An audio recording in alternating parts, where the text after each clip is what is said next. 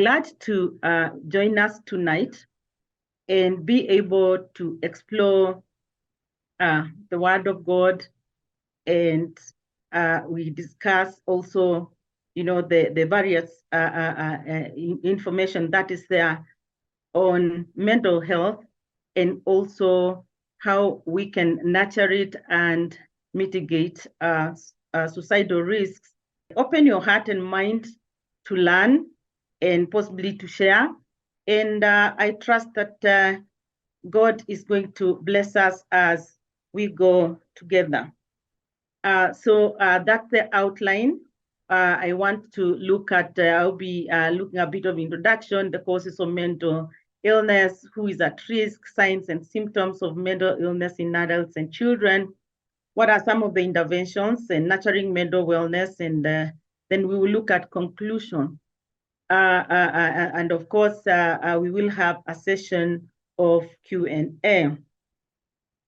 So we want to ask ourselves, what is mental health? And we are saying that mental health refers to a state of mind that is characterized with by emotional well-being and good behavior and adjustments, healthy relationships, and ability to cope with stresses of life. That's basically, in short, a definition by World Health Organization. And they are saying just being able to function normally in all aspects, in brief. And this will determine our achievement of our goals and aspiration in life. Each one of us has a responsibility to enhance wellness or mental health through life, all the phases of life. In other words, from childhood to adolescence to adulthood, just like we do with physical health. Remember, immediately babies are born, we quickly start feeding them very well. But you also realize we also talk to them even if they can't hear. And basically then we begin issues of mental health right at birth. And sometimes they say even before birth. If the mother of the baby is stressed, the child may just be born with the issues.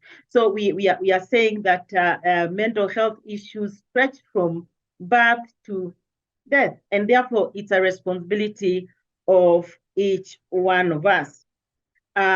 We also need to look at to define what a mental illness is, and we are saying it's a mental illness is characterized by a disturbance in our way of thinking, also inability to cope emotionally, or lack of emotional control. And also it's also associated with the problems of operating well at work, family, and also in social interactions. Some of examples of mental health or mental illnesses include clinical depression, depression that lasts more than 2 weeks, because there is that which may come and go. We always are hit a bit by depression here and there, and we are out of it. But that which will last more than 2 weeks, and it's serious, then with clinical depression. And then we are talking about anxiety disorders, and we are talking about post-traumatic stress disorders, or stress disorders that come after we have gone through a traumatic situation and that has not been mitigated, or we've not been debriefed or helped.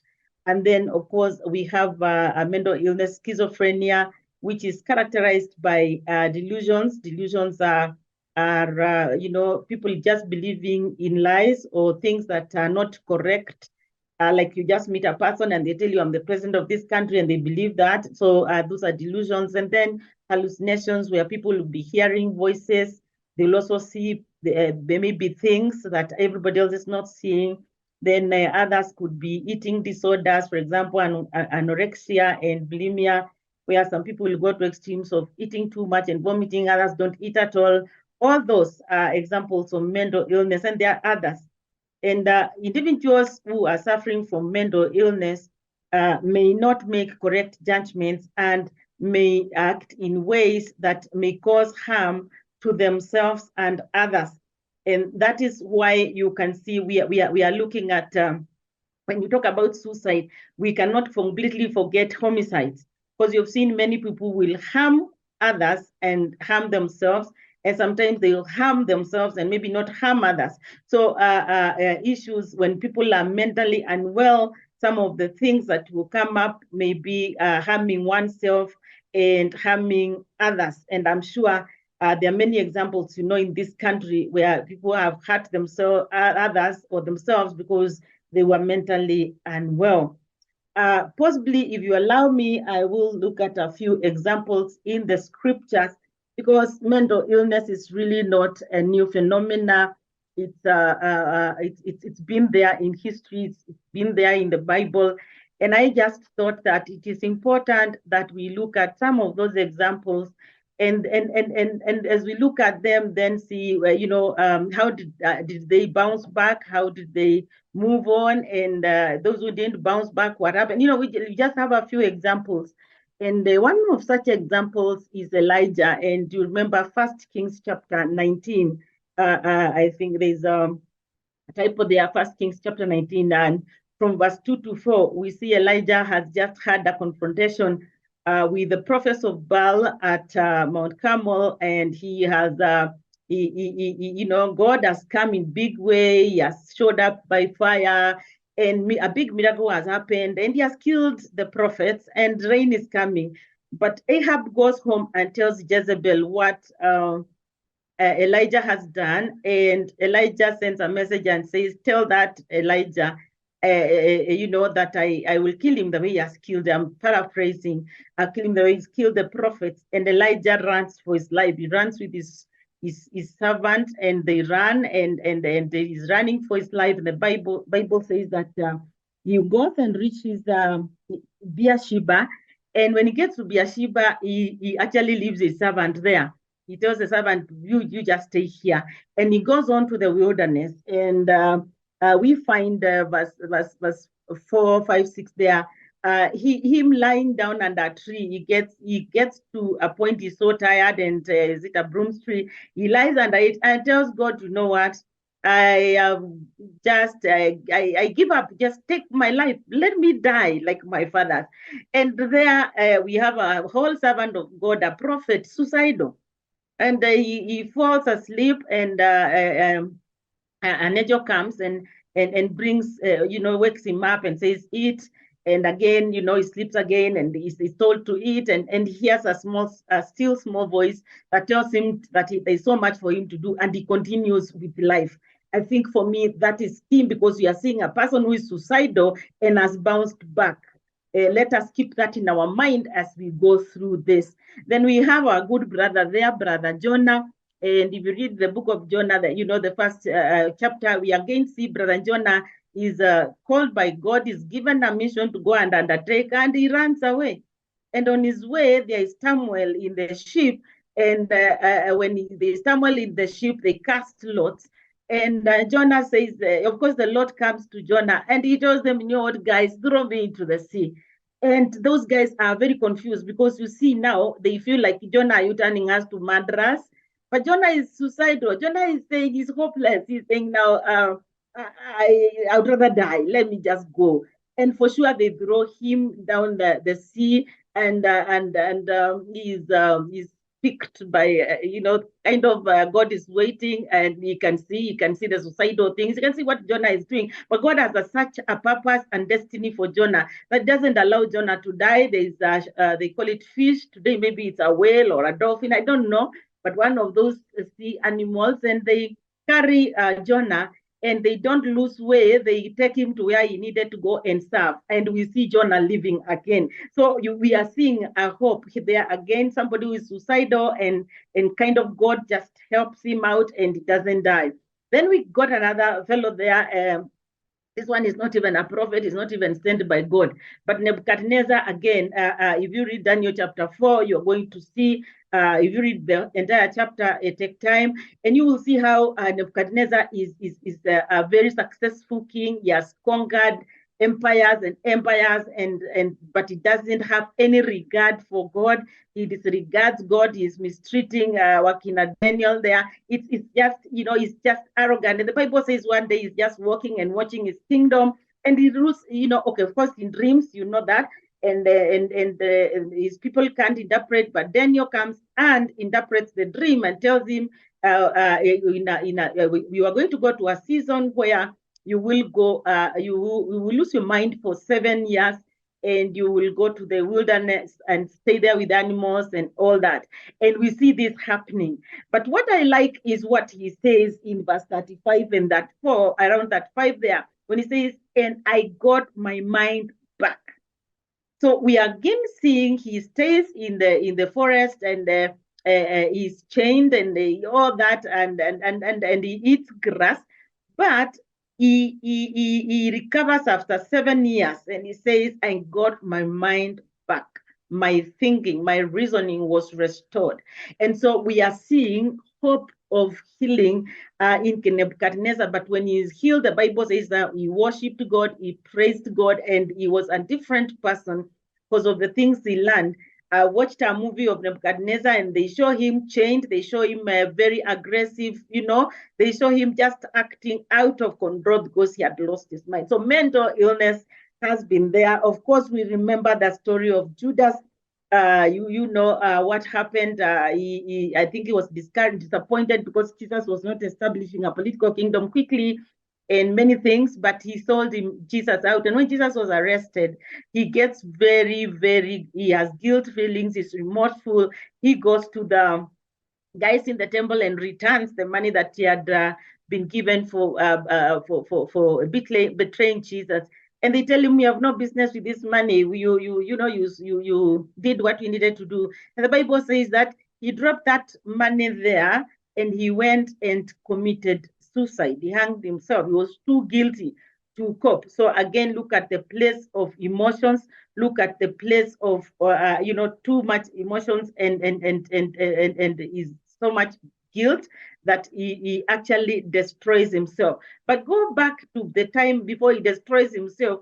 There were other emotions that he had that made him destroy Jesus, because honestly, he actually gave out Jesus to be killed. He does not just, we don't see his harmful behavior. I don't think he loses his mind at the point he kills himself. It's like he had lost his mind earlier. He gets his master, he gets the person he served, the person who's worked with him, he betrays him. And by the time he's betraying him, I kept wondering as I was reading a thing about this, was Judas normal by the time he was betraying Jesus, or had he already lost his mind, already homicidal, already someone who is now wanting to kill, full of hatred, full of bitterness, whatever it is that he was full of, but he doesn't function like a very normal person who is giving out his leader. So I thought that these examples would just help us to see that mental illness has been there. It's a subject that the Bible also, brings out, whether directly or indirectly, but it's there. So who is at risk? We want to say that, anyone can get a mental problem, but we have some, predisposing factors that may affect some people and not others. And one of those is people who have abused, who have experienced a childhood abuse. For example, children that have been abused sexually, even physically. Some of these may be become, suffer from mental problems. Others who have experienced traumatic experiences, like those who operate in places where there's war, and those who have witnessed, and the parents who are here. I know we are born again. I know we are Christians. I know we don't do this. But sometimes when we fight, we harm each other before children, we could actually traumatize them. We could traumatize them. So it's important that we protect them. Remember, I said it can happen across all the phases of life, from childhood to adulthood. So again, other people that are susceptible to this problem would be people who are abusing alcohol and drugs. some of the drugs actually will just induce psychosis or mental illness. For example, those who've taken Bangi for a while, they will find themselves having hallucinations. They will hear voices. Their vision is different.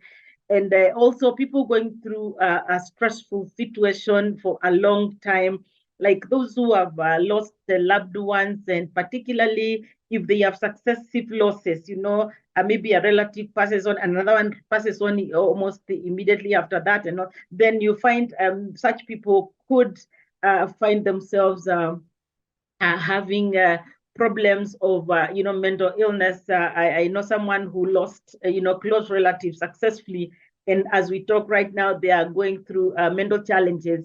So then people also who are having chronic medical conditions, sometimes the medications they are taking, just the difficulties of the conditions they could be going through, could also bring such diseases, or could predispose them to getting medical illnesses. Then we also have people who operate in a traumatic environment, as I had mentioned earlier, or even a traumatic environment. You saw what happened during 2020, 2021, the COVID time. COVID time, it was just epidemic, and you saw just the fact that people's lives changed. They got back to environments that were not familiar with, and immediate changes. Such got people, into mental problems. Then what are some of the common causes of mental illness, particularly in adults? And I want to say abuse and neglect. Yes, we've seen family members, mature old people, and even, getting mentally ill because of abuse.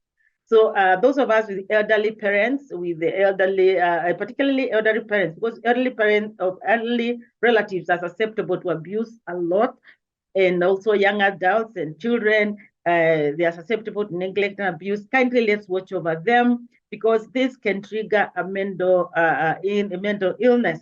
We've talked about traumatic experiences. Again, people going through physical health conditions, and you're going to see a lot of times you hear the hospital saying, go for counseling, take them for counseling, so that they manage to cope better with their conditions. Basically, is to be helped to enhance coping abilities with their situations.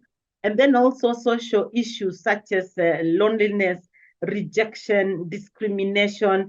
And so, so when people are very lonely, when they feel rejected and discriminated against, this could, trigger mental challenges. Others facing economic challenges, and you're talking about, extreme poverty. You have seen this with issues of debt. I think you've had cases where somebody has just written, I could not face the debt, and they just, they commit suicide. They go into mental loss, and they commit suicide. You've had people who've lost businesses, and some of them can't cope, they just harm themselves. So that's a cause of mental illness. I had mentioned earlier drug and alcohol abuse, and I've said some of the drugs will abuse psychosis, and I've mentioned Bangi. Muguka is also there. Muguka is actually, really, Muguka and Mira can trigger, in the long run, will trigger mental psychosis. Then we've talked about loss of property, loss of loved one, loss of status, and sometimes even loss of money. We've seen people who are conned big amounts of money, and some do not have, will to live anymore. And then also unmanaged emotions, like we've mentioned, someone like Elijah. Elijah was so angry. I think it was, for me, I felt like he had emotions of despair, emotions of giving up, emotions of like, it is too much. And I also felt like he may have been exposed to trauma. He's a prophet and he kills very many people. He was not trained to fight. Now, when a prophet kills very many people, we don't know whether he gone into traumatic, it was traumatic for him, but we know he was fearing Jezebel's murder. We know he got desperate because this woman is chasing after him. So uncontrolled emotions can get us into mental problems and get suicidal, get homicidal. For Judas, it was guilt and he was overwhelmed with remorse, and he goes on to commit suicide, even anger, bitterness, and we've seen that. You remember Cain. You remember Cain and the brother. Cain was just jealous and angry, and he went and committed homicide, because that was homicide, murder. Then we have said people with genetic predisposition, especially where people like relatives, the father or an uncle or a grandfather committed suicide. Then sometimes you find this can predispose someone. It could be there could be genetic causes. Of course, neurologists will explain to us that there could be families with not some chemicals that are not like for the others. Those genetic makeups.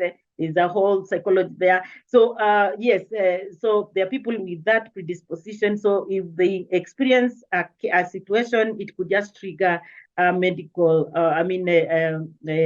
illness. Then we've mentioned environmental issues of prolonged stress.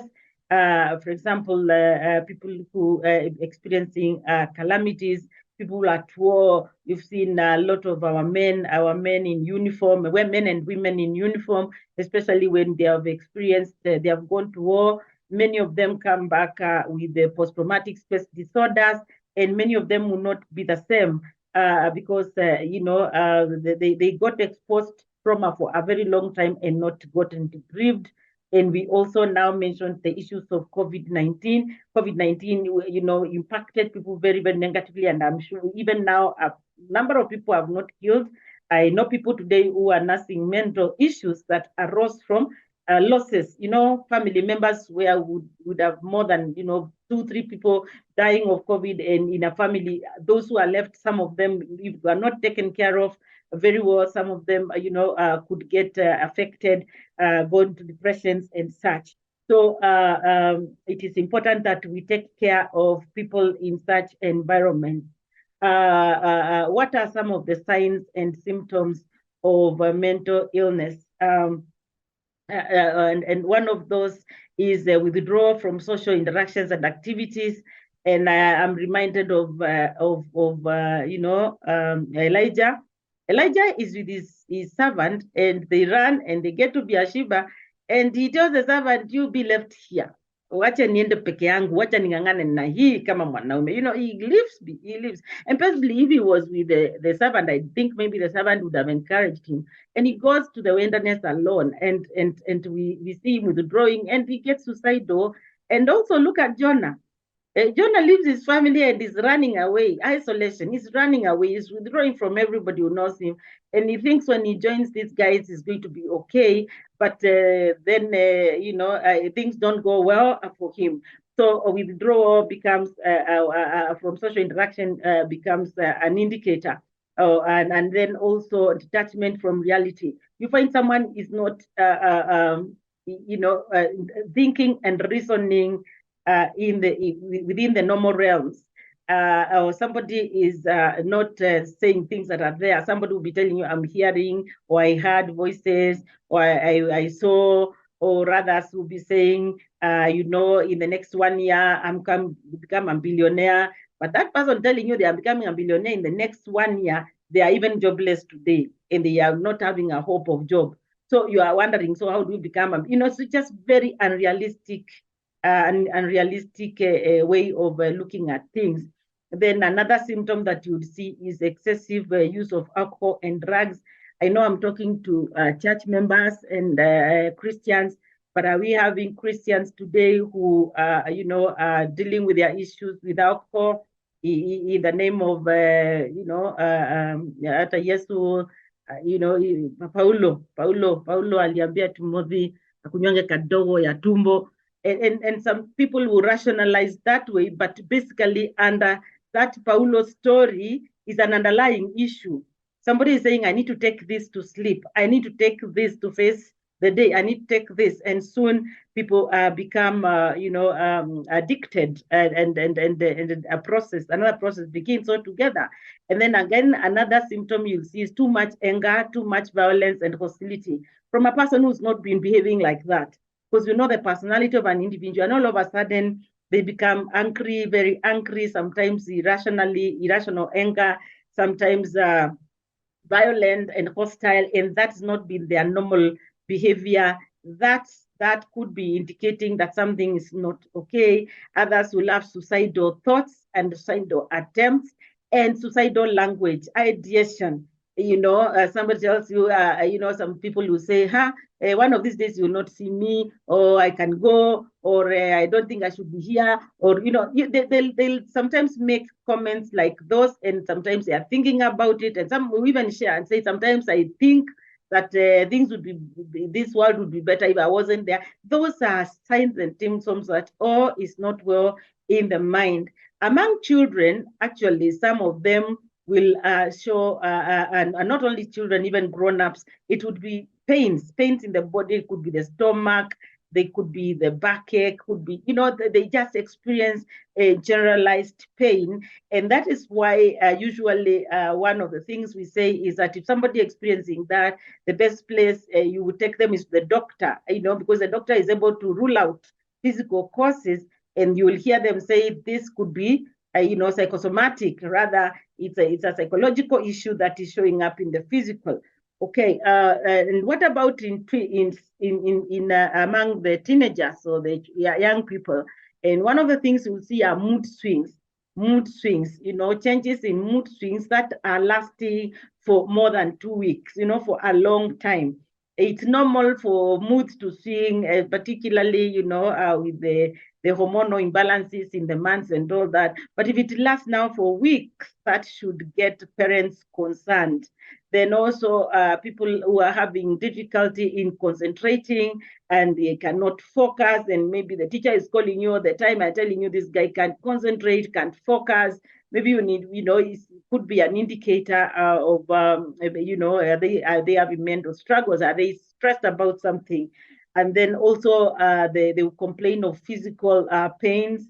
They will wake up, don't want to go to school, the stomach is aching, the back is aching, they'll have physical complaints, and the best thing at that point is get them to a doctor who is going to then examine them and be able to give a guidance, on what the causes are. That will help. And of course, you have seen children abusing alcohol and drugs now to cope with the feelings. In our homes, those of us who are keeping wine and other alcohols, and in places where they are accessed by children, then you might come and find the way you kept it, imewekwa maji, imejazwa maji.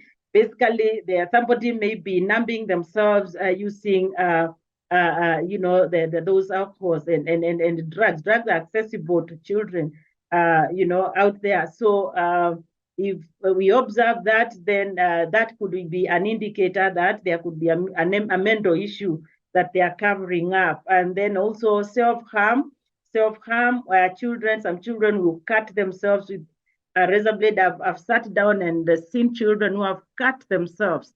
They cut themselves on the arms. Others will cut themselves on the stomach.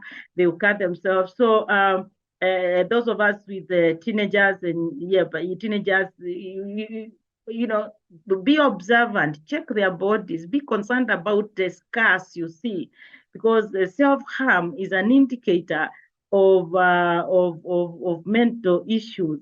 Some will even hit themselves against the wall. Others will box the wall so hard so that the hand has been hurt. And when you ask what happened, anakwambia nilianguka, sijui ningongwa na nini, ni kujigongesha, alijigongesha, because they were trying to harm themselves. Others will even try to harm others, to harm others. And so it's key that, if you observe this as a parent or guardian, or even a teacher, if you're here and you're a teacher and you see this kind of things, they could be indicators of mental issues, and these children require quickly to be assisted. Then, of course, the character change. A person just changes from who they've been over time to someone else. you say, I've had parents say, I can't recognize this one. What you're saying is that this person has changed completely from what you thought.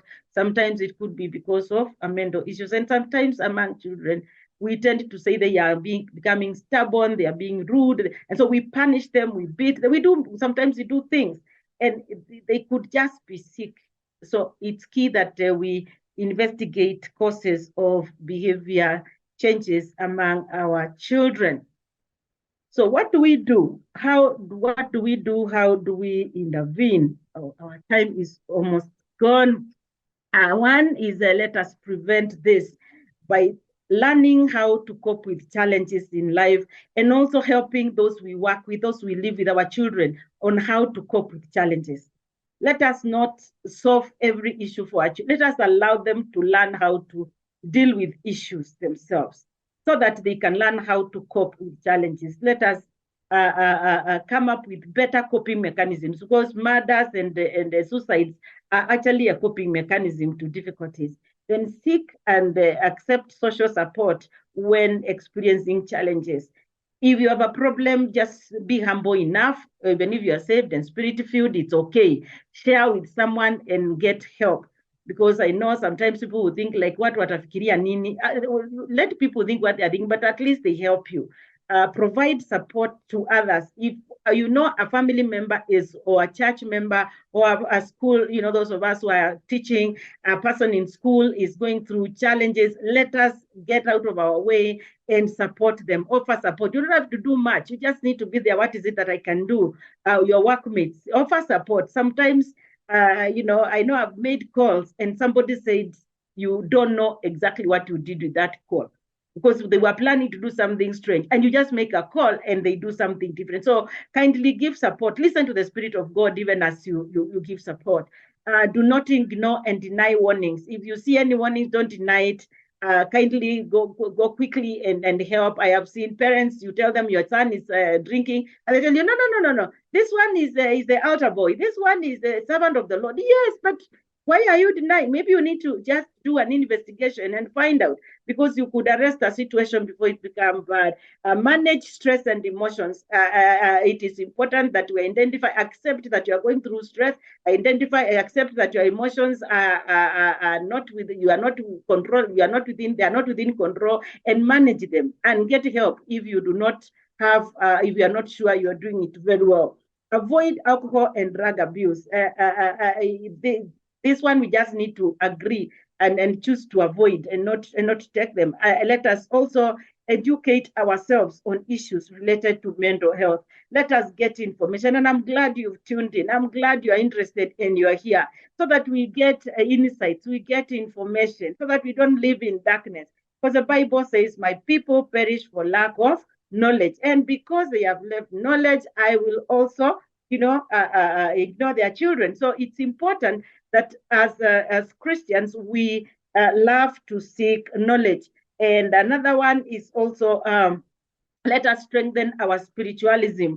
Let us work on our spiritual lives. Let's focus on God. Let us get support from our church leaderships and our groupings, be in church groups, get active mentally and I mean spiritually, so that the situations, the issues that you're having, you're able to cope. I'm not saying you run away from troubles and be too spiritual. I'm saying, build yourself enough so that you have capacity to deal with the issues that come. Now, the other thing is when this has happened, we respond to emergencies appropriately. And what I mean is that I know I mentioned this somewhere else.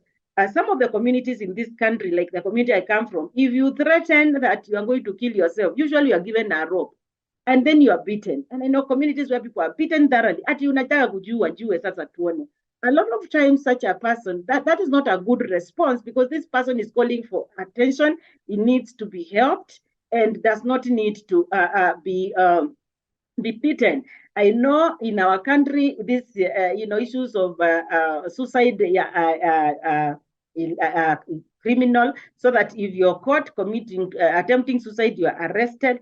And I am hoping that this law is going to change with time, so that when we catch people attempting suicide, we don't take them to a police station, but we take them to hospital. Because a lot of times we take them to hospital, police stations, and they end up committing suicide there, because the issue that was pushing them has not been sorted by the police station. But if we got them to doctors, they would be able to help. And so if someone, you find someone attempting to harm themselves or the family, kindly call someone, call for help, call a family member, you can call a church member, just call for help so that you assist that person as soon as possible. We have toll-free numbers, 1190. I think this is, there's a typo there, 1190. Then we also 1192. This is NACADA. And then we also have 116. It's a child helpline. These are toll-free lines.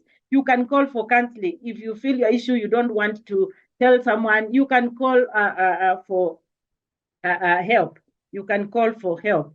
Then seek professional help. If someone is having these symptoms or someone has attempted, kindly get them to get professional help for them.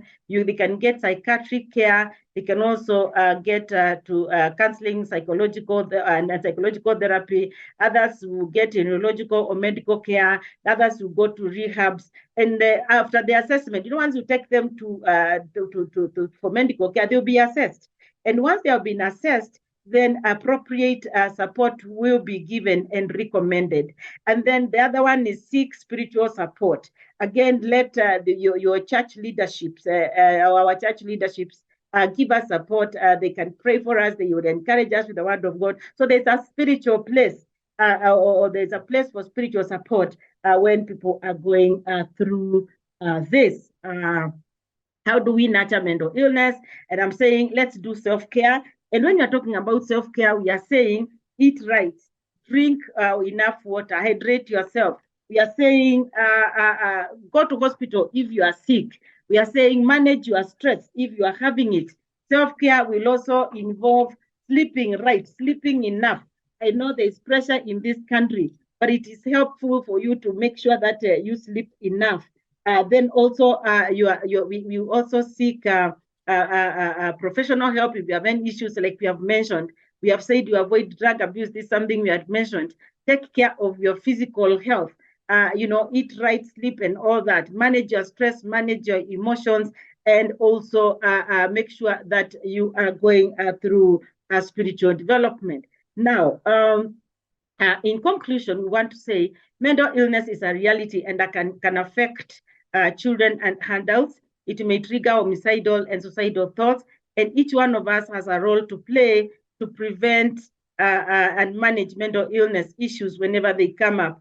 Let us all value and nurture our mental well-being. We have hope of healing in God, who desire that we prosper in health and in our souls, as we see in John chapter 3 John chapter 1 verse 2.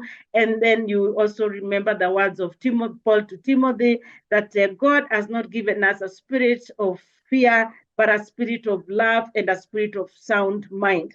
And so God wants us to operate in sound mind. Let us endeavor, let us work, let us do what it is we need to do to live and operate in a state of sound mind. And with that, I want to say thank you very, very much for listening to me for those many minutes. May God bless you, and I hope you have been able to learn. I would like to go get back the stage to Walter. Thank you. Thank you so much, Ma'am Christine, for allowing the Lord to use you so powerfully to minister unto us. We have a number of queries. So the first one, I'll probably combine two questions. So one is on the injury, which you mentioned during the presentation. So the first one, in specific instances, we have witnessed cases where individuals who contemplate suicide also harm others, such as inflicting injuries on others before harming themselves. So there was somebody who asked how we can effectively minimize or ideally prevent harm to others in these extreme situations. But before you answer that, there was a related question which was saying, from experience, Christine, when someone under stress attempts to harm himself or herself, does the pain she encounters relieve the stress? So whether the pain relieves the stress, and when people are also harming others, like somebody wants to burn a house na anataka akufe na wengine, somebody, the only situations as well, somebody is hanging themselves, they can't hang others. But stabbing, shooting, they can shoot others, or jumping from the top of a building, ama kwa bridge. Those ones people do at individual levels. So maybe you can comment on those two. Over to you, Ma'am Christine. One, if somebody commits suicide, have they elevated the cause of the problem? No, that is running away from the situation. Because if it is a lack of money, or if it is rejection, whatever it is, they have not solved the problem. That's why we called it a bad coping, just a bad coping mechanism, and it doesn't solve any problem. Now, the reason why someone will get here, by the time people are getting to commit suicide, they're already mentally ill. They cannot make correct judgments. They maybe feel responsible. Sometimes they feel responsible for the situations they are in. Sometimes they think that other people are responsible. And that's why some of the people will kill others. They think that the others are responsible. I'm reminded of a case where, a young man traveled a very long distance to go to somewhere in Rift Valley to go and harm a girl there. And he hurt the girl. And when he was being asked what happened, is that he was so angry that the girl had offended him, and he just needed to harm, And he went and he did what he had said. One of the things that I would like us to be very cautious about are threats that people give. When somebody starts threatening, get to know that by the time they are verbalizing it, they have thought about it. It's actually possible that they have planned and they have schemed and they are mentioning. And unfortunately or fortunately, Walter, it's actually been known that it's very rare for people to kill themselves without saying, or even hurt others without telling them. They always mention, but every time they mention, we actually trash. And they do it. So one of the things I request us to do is, let's take people's threats seriously and try to mitigate the issues before they get to a point of destroying each other. I keep saying, if Abel was able to understand his brother Cain, maybe they would never have gone to the field, because maybe Cain kept threatening, but he was trusting. So what happened? He found himself hurt there. Was the problem solved? I don't think Cain got favor with God after murdering Abel. So when they harm others or they harm themselves, the issues are not sorted, but they just exit the scene in a bad way. Okay. Back to you, Walter. I don't know that I've answered. Yes, you have answered. So there is another question from the plenary. When somebody comes across an issue, then he or she shouts, "Nimeisha," can that be an early sign of mental illness requiring medical attention at that early age? So maybe anasema nimeisha akishout, ama you also mentioned the Muguka, so ama ni story ya Japa. Naitwanga stories za Japa. Over to you. Now, I would think that when somebody says nimeisha, most of the times people are not serious. I think it's just an expression. I have listened to people watching football, and when the other person is scoring, you find them, standing up and putting their heads up and saying, "What is it to Maisha?" I don't think they're not saying they are dying. They're just saying they are losing. I've also seen, I've watched people also when they're playing those PlayStation, all those games, and you hear some people who say, "I'm dead. I'm going to die now. I'm dying." I think it's on a light note. I don't think they can be taken seriously. Those are just on a light note. I think they are, but we keep saying, like personally, when I hear somebody say that, I keep saying, why don't you say a positive thing? Is there a way you can put that in a positive way? But sometimes I think those are just jokes. However, when people are serious, they will say it. And then most of the time when they are serious, you also know they are serious.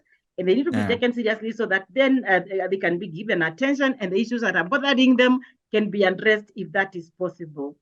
Thank you. Okay. Back to you, Walter.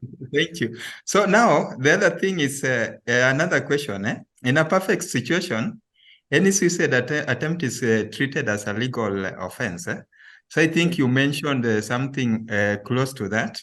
But I know, in terms of a church, probably we might treat it differently, but government, sisi ni mali ya serikali, so they may treat it that way. And also at community level, I think, I didn't know that your community also wanachapana. In my community, they really beat you thoroughly. So maybe you can comment about that. At what point will you see now you need to escalate this to legal team or to take it to the next step? Okay, if someone is threatening to harm others and they have attempted to harm others, then you could report that, because you see that is putting others at risk. And sometimes you don't know whether it's mental illness or something else. You know, sometimes people are not aware, because if you're sure it's mental illness, then get them to for psychiatric care. Take them to the doctors. The doctors will be able to diagnose issues, give them medications, and treat them. But if they are threatening others, then you can take them. You can report that to police station, because really that is threatening other people's lives and it's against the law. Now, when it's suicide, I don't know whether I wouldn't ask somebody to take a person who is threatening suicide to the police station. I would say get them to the doctor, because you know for sure that's the person is mentally ill. Because each one of us has a purpose, each one of us has a reason. A normal person has a reason to live. A normal person has a purpose to live. And therefore, if they want to kill themselves, it's because something is wrong. So for me, instead of taking to a police station, take straight to hospital. I'm not contradicting the law. I am saying that I'm hoping that this is going to be changed. But before it's changed, what is it that we can do? Let's get them for medical care. And I'm sure when they get to the doctors will now be able to analyze, find out what the issues are, and possibly this person is assisted. As I've said, you may take them to the police station, and because the issue that they made them threatened has not been sorted, we've also had people commit suicide in those police stations. You know, there are many gadgets. Some of them will remove their trousers and use them to hang themselves. Others will remove all those things. So the best thing is to address the issues, get the person attended to by a professional who understands this situation. Back to you, Walter. Okay, another question. Are there notable examples of successful suicide prevention programs or policies from different regions of the country or the countries? And what lessons can be drawn from these experiences? So are there like notable examples of such programs? For example, we have just said worldwide, this whole month of November has been a month where we are sensitizing people against use of suicide, and also saying that all of us can do something to prevent it, all of us can do something to stop it. So that's a worldwide thing. But also you find most of the council, people involved in mental health work, the counselors and other people in other institutions, also hospitals, they will discourage and they will do whatever it is they can to assist. But now one of the challenges about suicidal issues is that most of the people who commit suicide, they don't announce. And they will be the normal person. I think you remember, Walter, the case of the young man who was burning himself on top of a building. Is it in Mombasa the other day? Yeah. No, that guy, you see, nobody knew that he was going, a whole student, doing a prestigious course. And he stands on top of a building and lights himself up. Now, you can be sure, most likely he had not told people. And even if he had said, he may not have said how. And even if he said, people may not have taken it seriously. And therefore, you find sometimes saving and helping such becomes very, very difficult. But one of the things that we are appreciating right now, you see where we are coming from, as particularly, let me talk about Kenya as a country. We are even in a situation where we are saying suicide is crime, and that person should be punished if they don't die. It's like you've attempted to die. If you have not died now, we jail you. And so we want to say, let us move from there and come to a level where we are saying, no, we are not going to jail you. We would get you to hospital and be assisted. Where we are sensitizing ourselves is because also the approach our societies have had. Walter, in some places, they will say, ni maringo. Ni mtu wako na ndio sababu anachapwa kwa anatoa maringo ama wanatoa wewe unataka kustress watu so unachapwa ndio kukosa adabu. In fact kukosa adabu ndio unachapwa. And you know, Walter, even in some communities, people have committed suicide, are even punished in death. They are, some of them hata hawezi kupitishwa kwa ile njia ya kawaida, hawezi kuzikwa mchana. You know, communities where mtu amecommit suicide anakuwa punished mpaka wakati wa mazishi. So we are a society that has not even embraced, we don't even forgive them until they are dead. We feel like, why did you misbehave to this level? Mpaka hata unazikwa usiku, unapitishwa kwa shimo, kwa shimo, and so we are saying, as a community, we need to arise and say, this is illness. And we don't need to punish anyone. Just like we take people who have other diseases to hospital, let's get these guys treated, let's get these guys supported, and let's support one another. And let us, remove any environmental challenges, either family or societal, that can trigger mental illnesses. I don't know if I've answered you, Walter. Yes, you have answered. So, for the interest of time, I'll not go into many queries. Maybe I'll take one. I'll give you one. But then I think you are right, because at times, like Judas tried to refund the money, akambiwa hiyo atuchukui sasa. Yes. So now, just Ma'am Christine, as a professional counselor, I think I can say we are truly grateful for the expertise. So realistically speaking, we can say that counseling services are always pricey, or they have a high price tag, particularly when multiple sessions are required. Yes. So at Destiny Life Church, we have a full-fledged counseling section. So kindly talk about this for a minute. Back to you. Thank you very much. Thank you, Walter. Yes, I want to really thank the leadership of Destiny Life Church. We have a department that offers counseling services, and we are saying we want to be counted. We want to be counted as a church, where we are saying we want to support people going through various challenges. We want to help people cope, and you just need to call the church office, and then the church office will be able to find the counselor available, and you will be quickly, and also the counselor with an expertise on the issue that you have, and you will be assisted. Two, we also have a counselor on site on Wednesdays. I think every Wednesday there's a counselor on site. So you just need to call and book and come, and that is going to be free. It is offered for free. I know out there a session could be 1,000 or 2,000 or more, depending on where you have gone. So as a church, we have open doors.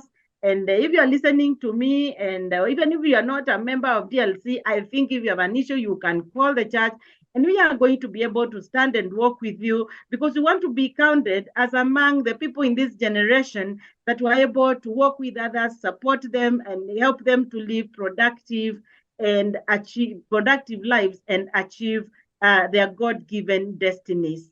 Thank you, Walter. Back to you. Thank you so much. And thank you, dear listeners and viewers.